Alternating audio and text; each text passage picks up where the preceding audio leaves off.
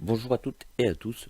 Aujourd'hui, un petit retour sur une petite box, toute petite, franchement, qui mérite d'être connue, je pense. Marche plutôt pas mal. On voit tout de suite ça en gros plan, voir le détail de cette box et je vous en reparle à l'issue, avec les plus, les moins, etc. Donc nous voici avec donc la Rolo RX Mini de chez Wismec. Celle-ci c'est la version classique. Il existe aussi la version kit avec un atomiseur fourni avec. Franchement, voilà, l'atto n'était pas terrible donc j'ai préféré prendre juste la petite box. Question packaging, on retrouve, pour ceux qui connaissent les Rollos, c'est exactement la même chose, sauf que la boîte est plus petite. On retrouve le crash code pour voir si c'est une vraie ou pas. On retrouve designé par Jebo, c'est manufacturé par Wismec. Voilà, bon, il n'y a rien d'extraordinaire, on s'en fout un peu. Donc dans la boîte, vous allez retrouver donc la fameuse box, on va parler après. Au fond de la boîte, on va retrouver un manuel d'utilisation où vous allez pouvoir en plus, c'est écrit en français pour une fois donc c'est bien. C'est bien que maintenant les Chinois nous font des choses françaises. Vous allez retrouver un, un simili-cuir qui pourra changer en fait la présentation de votre box. Celle-ci est marron, d'origine elle est noire dessus. Voilà, enfin on reviendra après dessus. Et le fameux câble USB qui lui permet de faire la mise à jour et de recharger votre box. Voilà ce qui concerne le packaging. Donc ceci je range. Et on attaque la box. Donc la box, voilà, elle se présente comme ceci. Franchement déjà au premier abord, extrêmement compact, mais on verra plus tard dans le test. Vous avez donc en façade un port USB qui lui vous permettra donc la mise à jour du firmware ainsi que le rechargement de votre box. Un bouton Fire, un bouton plus et moins en dessous. Voilà, comme ceci. Je vais essayer de voir, mais forcément à l'éclairage. Voilà, un plus et moins, un bouton reset. On retrouve la fameuse forme Relo, qui est une forme bien particulière, mais qui est très très ergonomique. L'écran, vous allez retrouver les trous de dégazage pour votre box, donc c'est plutôt bien fait. À l'arrière, vous allez retrouver donc un simili-cuir que vous pourrez décoller et mettre le marron si vous souhaitez, ou garder celui-ci qui est déjà installé et le jour où il est abîmé, pouvoir la passer avec quelque chose de propre et neuf avec le marron. Concernant la dimension, elle fait 58 mm de haut, elle fait 35 de large, elle fait 44 de profond, enfin 44,5, bon c'est en millimètres alors c'est peut-être pas non plus, et elle pèse 162 grammes. C'est une lipo à l'intérieur qui fait 2100 mAh. Elle fait différents modes, elle fait le mode wattage, bypass, contrôle de température, NI, TI, SS et TCR. Elle va de 1 à 80 watts. Voilà, donc plutôt pas mal dès le départ. Le pin, lui, est sur ressort, il est en laiton. Voilà, on a fait le tour de cette petite box pour les parties spec. Donc vous avez des versions, des fonctions cachées, pas cachées, mais enfin quoi qu'il en soit. Une fois éteinte, si vous appuyez sur le plus et le moins, vous allez donc avoir votre affichage, au lieu de l'avoir visible comme ceci, vous allez l'avoir visible dans l'autre sens. Vous avez aussi la fonction euh, le, de Fire plus le moins. Alors je vais le faire vite fait, voilà, Fire plus le moins. Si je fais ça, éteinte au bout d'un certain temps, moi il m'annonce 4 volts 2, donc c'est à dire que je suis pleine charge. Vous avez aussi la fonction en appuyant 10 fois sur le Fire, vous allez donc avoir la température du chipset. Donc c'est vraiment pour les gens qui veulent avoir un peu d'informations complexes. Et si vous appuyez 20 fois, ça vous donnera la fonction de la version du firmware. Donc voilà, bon, ça c'est vraiment des fonctionnalités qui servent pas à grand chose. On s'en sert, c'est vraiment une box pour se servir pour vaper classique sans se prendre la tête. La firmware, quand vous allez le mettre à jour, vous allez savoir quel firmware vous allez mettre, savoir la température à l'intérieur, est-ce que c'est vraiment utile.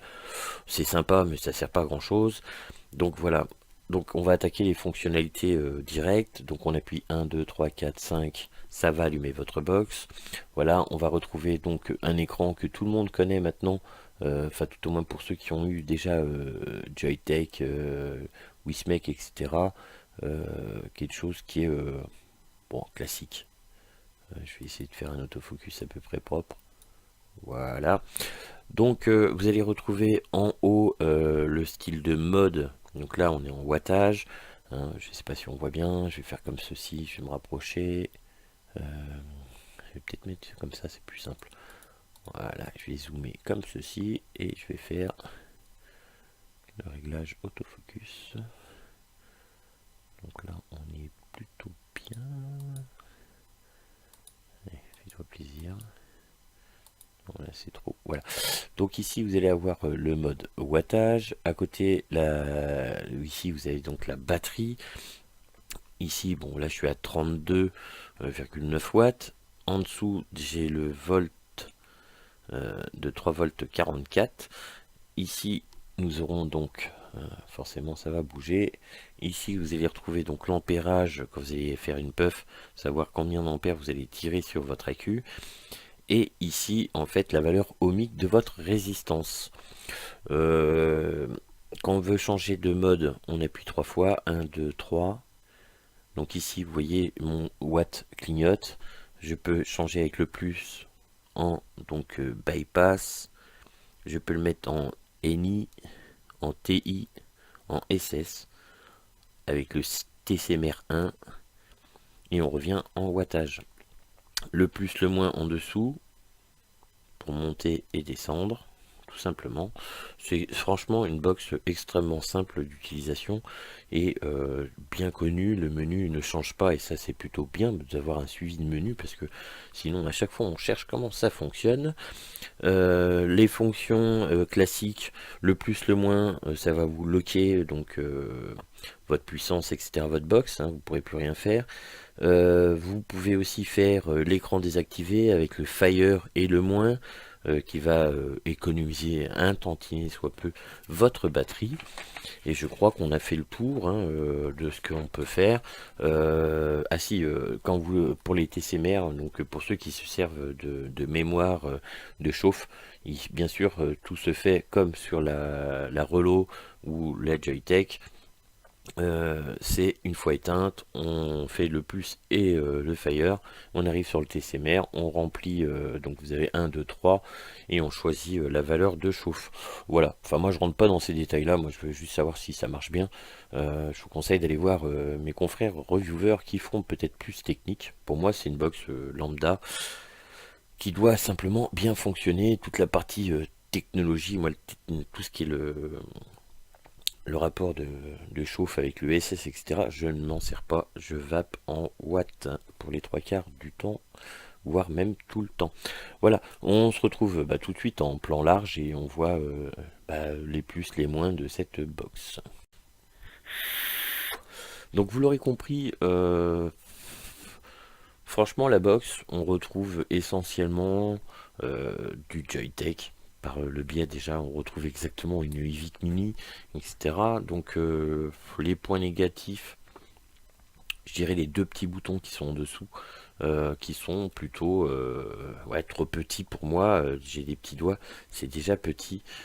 Mais en même temps, c'est des fonctions qu'on ne fait pas. Alors quand je dis les deux, le bouton c'est vraiment négatif que si on a besoin d'appuyer sur les deux. Si on appuie sur un ou l'autre, ça marche très bien, il n'y a pas de souci. C'est vraiment le seul point négatif que je peux lui trouver. Elle est pas moche, c'est plutôt même joli, sympa. La forme Rollo, c'est une forme très très ergonomique. 80 watts, 2100 mAh, plutôt satisfaisant, à condition de vaper entre 30 et 40 watts. Si vous commencez à passer 50, 60, 80 watts, passez votre chemin parce que 2100 mAh, ça va être très très vite descendu. Mais moi, par exemple, un exemple en test, j'ai vapé plus d'une journée avec à 35 watts. J'avais encore un peu d'autonomie ce matin avant de faire cette revue. Les menus simples, toutes les fonctions y sont. La finition est parfaite. C'est du Wismec Joytech mélangé, hein, donc il n'y a rien à redire. Hormis peut-être qu'on peut pas trop mettre du 25. 25 ça fait pas très très joli. Mais bon, on peut mettre du 25 quand même dessus, c'est pas le souci, hein, ceux qui veulent mettre des gros atos, mais je vois pas l'intérêt d'aller mettre des énormes atos sur des toutes petites box. Par contre, ça marche pareil, hein. Là, il faut que je mette de la puissance parce que je suis donc en 0,19 ohm. Mais elle l'accepte. Donc je vais monter un peu.